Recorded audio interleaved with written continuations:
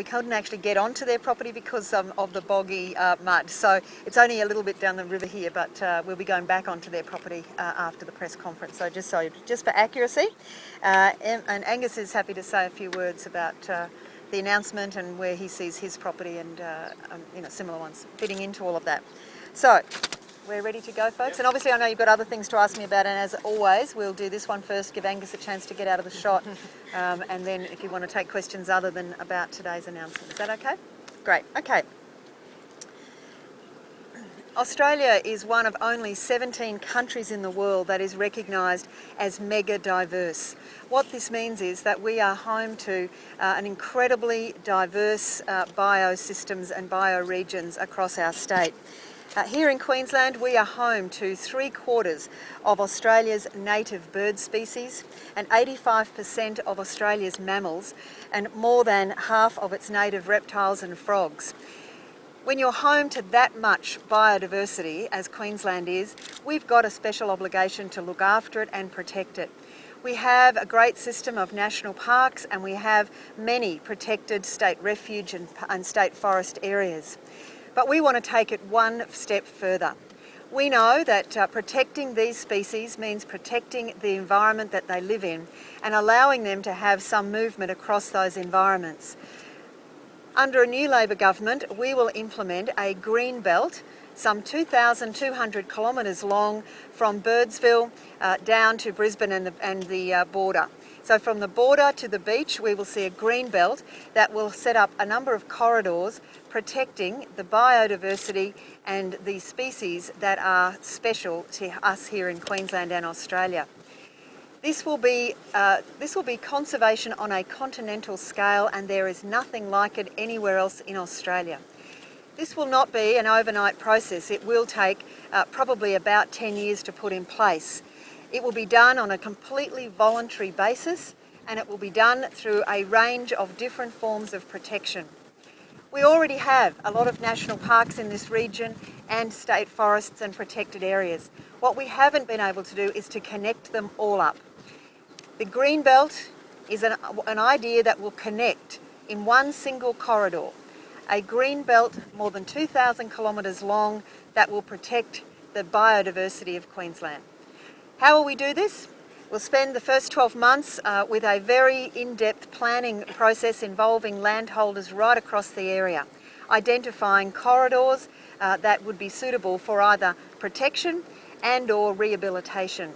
We'll then make $15 million available for either acquisitions of land for further state forest and national park, or putting in place financial incentives to assist landholders who want to preserve part of their properties or want to rehabilitate part of their properties, depending what part of the corridor they're in.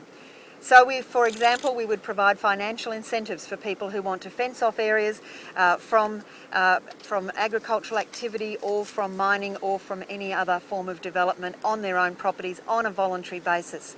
So there'll be nothing compulsory about this, but we know that there are many landholders right across this greenbelt who are already protecting land, who have already made part of their properties put under protected refuge status. With financial incentives and with some of the carbon farming initiatives, we are very confident that over the next 10 years we could see that grow. So in the first 3 years, we will undertake an in-depth planning of the corridor, and we will spend $15 million in the next term of the government acquiring and providing financial incentives to ensure that we can build this corridor and build this green belt piece by piece. Some of those pieces might be quite small, others I anticipate could be very large tracts of land.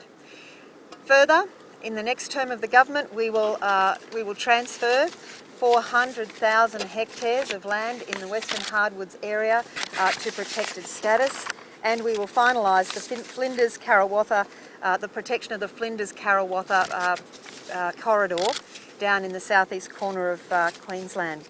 So that 400,000 hectares of land in the Western Corridors area will go to National Park, and I should say that these 400,000 hectares currently do not have any milling activities in them and can be transferred relatively quickly.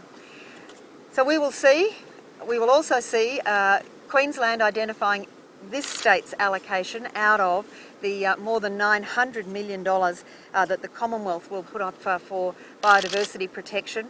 This will be one of the priorities that Queensland will identify for our allocation as well. So we could see over a number of years significant new federal funds go into this corridor as well.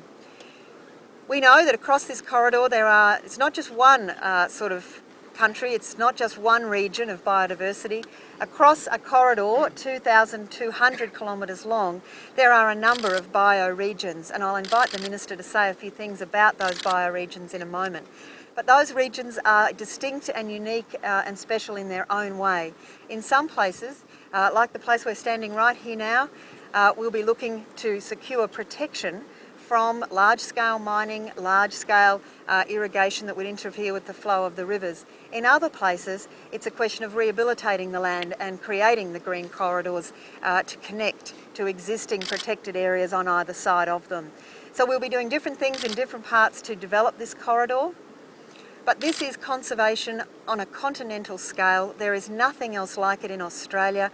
A 2,200 kilometre green belt to protect the unique biodiversity of Queensland that is home to so much of Australia's unique species. I'll invite the Minister to